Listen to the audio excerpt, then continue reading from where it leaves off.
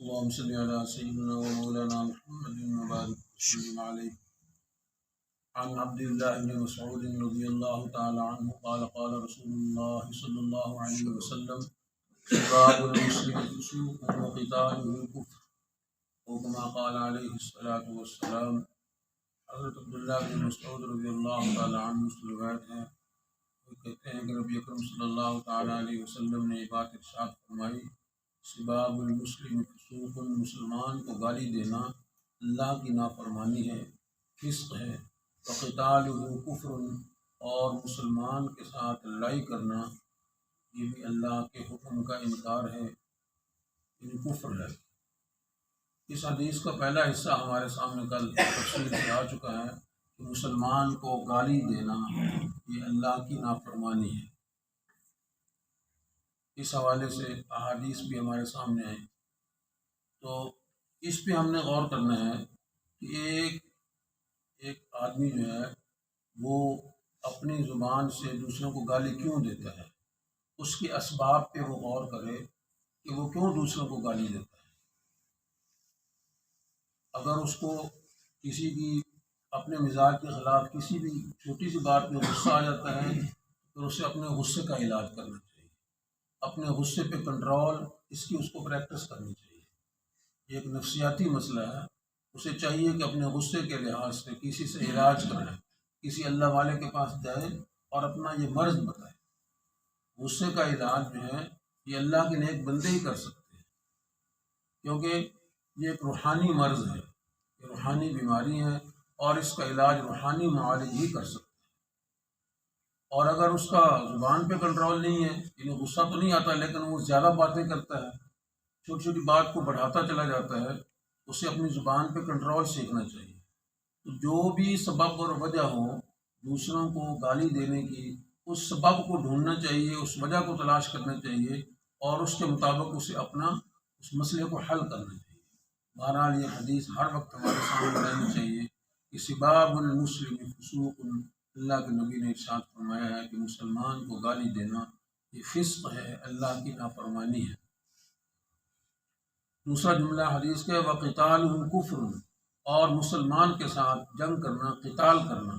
قتال کا معنی ہے کہ ایک دوسرے کو مارنے کی نیت سے قتال کر، لڑائی کرنا. یعنی دو بندوں کی جب آپس میں لڑائی ہوتی ہے ان کا مقصد دونوں کا یہ ہوتا ہے میں اس کو مار دوں، دوسرا کہتا ہے میں اس کو مار دوں. اس کو قتال کہتے ہیں.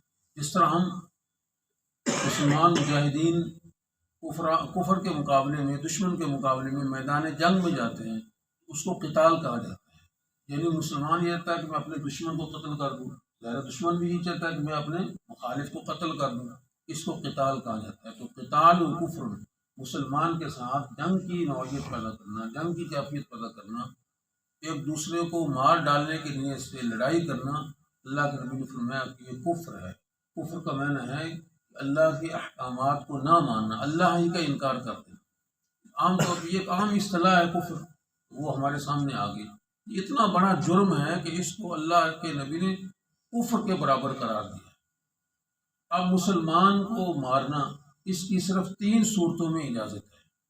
کسی مسلمان کو قتل کرنے کی صرف 3 صورتوں میں اجازت ہے، اور وہ اجازت کس کو ہے؟ وہ حکومت وقت کو ہے، وہ انتظام کو ہے، منتظم اعلیٰ کو ہے. ہر بندے کو نہیں ہے میں کھڑا ہو جاؤں، ہر نتو وغیرہ کھڑا ہو جائیں اور وہ اس سبب کو دیکھ کے دوسرے کو قتل کر دے. اس طرح یہ عام نہیں ہے یہ کہ ہر بندہ اپنے ہاتھ میں اختیارات کرے. تو 3 کون سی وجوہات ہیں؟ نمبر 1، قصاصاً کسی کو قتل کرنا. اگر ایک مسلمان کسی کو قتل کر دیتا ہے، اب اس قاتل کو قتل کرنا اس جرم کی پاداش میں یہ حکومت وقت کی ذمہ داری ہے، نظام عدل کی یہ ذمہ داری ہے کہ وہ اس کو قصاصاً قتل کر. دوسرے نمبر پہ ہے اگر شادی شدہ مرد جو ہے وہ زنا کر لیتا ہے تو اس کو سنسار کر کے قتل کرنا، اور یہ بھی حکومت وقت کی ذمہ داری ہے. تو بندہ اس کو اپنے ہاتھ میں اس قانون کو نہیں لے سکتا، وہ سمجھے کہ میں خود ہی یہ عمل کر لوں اور میں شریعت پہ عمل کر لوں. ایسے نہیں ہے، یہ اجتماعی معاملہ ہے.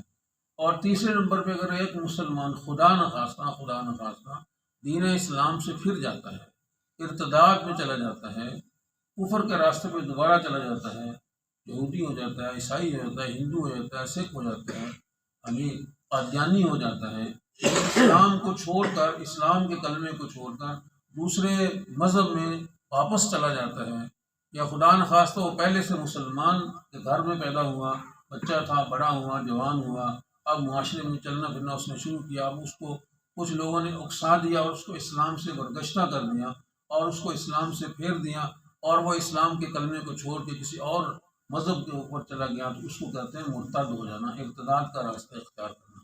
اس کے بارے میں حکم یہ ہے کہ اس کو 3 دن کی مہلت دی جائے گی اور اس کو سمجھایا جائے گا، اس کے اشکالات دور کیے جائیں گے۔ حکومت وقت کی ذمہ داری ہے کہ اس کو ایسے آدمی کے ساتھ بٹھائے جو اس سے، یعنی اس کے شکایات کو سنے، اس کے معاملے کو دیکھے اور اس کے سوالات کے جوابات دے۔ اگر 3 دن کے اندر وہ مطمئن ہو جاتا ہے اور دوبارہ اسلام کا کلمہ پڑھ لیتا ہے، ماشاء اللہ بسم اللہ ٹھیک ہے، وہ اسلام میں آ گیا۔ اور اگر 3 دن کے بعد بھی وہ کہتا ہے نہیں میں تو آپ کے دین کو نہیں مانتا ہوں، پھر اس کی سزا کیا ہے؟ اس کو قتل کر دیجیے، یہ اللہ کے نبی کا واضح حکم ہے۔ اور اگر خدا نخواستہ کوئی عورت ارتداد کے راستے پر چلی جاتی ہے، اس کے لیے حکم یہ ہے کہ اس کو قید کے اندر ڈال دیا جائے، اس کو قتل نہ کیا جائے، اس کو سمجھایا جائے، بجھایا جائے۔ اگر اس کے اشکالات دور ہوتے ہیں تو ٹھیک ہے، ورنہ اس کو مستقل دائمی طور پر موت تک اس کو قید کے اندر ڈال دیا جائے، اس کو مارنا نہیں، قتل کرنے کی اجازت، لیکن مرد کو قتل کرنا 3 دن کے بعد، یہ اللہ کے نبی کا حکم ہے۔ تو یہ 3 صورتیں ہیں کسی بھی مسلمان کو قتل کرنے کی، اور اس قتل کرنے کا جو ہے جواز کس کے پاس ہے، اختیار کس کے پاس ہے؟ وہ حکومت وقت کے پاس۔ اگر ہر بندہ کھڑے ہو کے اس قانون کو اپنے ہاتھ میں لے لے گا تو فساد کھڑا ہو جائے گا، اور دوسرا تیسرا بندہ کہے گا میں تو خود ہی یہ ایسا کر دیتا ہوں، ایسے اس کی اجازت نہیں ہے۔ آپ دیکھ لیں قرون اولیٰ کے دور میں، صحابہ کے دور میں، تابعین کے دور میں، اس کے بعد جتنے بھی مسلمانوں کی کامیاب حکومتیں گزری ہیں ہمارے سامنے، سنہری دور گزرے ہیں، تو کیا ایک مسلمان جو ہے وہ اپنے ہاتھ میں کسی قانون کو لیتا تھا؟ وہ فوراً قاضی کے پاس جا کے شکایت لیتا تھا اور قاضی اس کا مسئلہ حل کرتا تھا۔ اب سوال یہ پیدا ہوتا ہے کہ جی حکومتیں تو یہ کام کرتی نہیں ہیں، حکومتیں تو یہ کام نہیں کرتی، وہ تو پھر کیس لمبا ہو جاتا ہے اور وہ سال ہاں سال تک چلتا رہتا ہے اور ان کو ریلیف مل جاتا ہے اس قسم کے مجرمین کو۔ تو یہ سوال تو ہمیشہ جب سے انگریز یہاں پہ آیا اس وقت سے لے کر آج تک، اور جب تک یہ انگریز کا قانون ہماری عدالتوں میں رواج پذیر ہے، یہ سوال رہے گا۔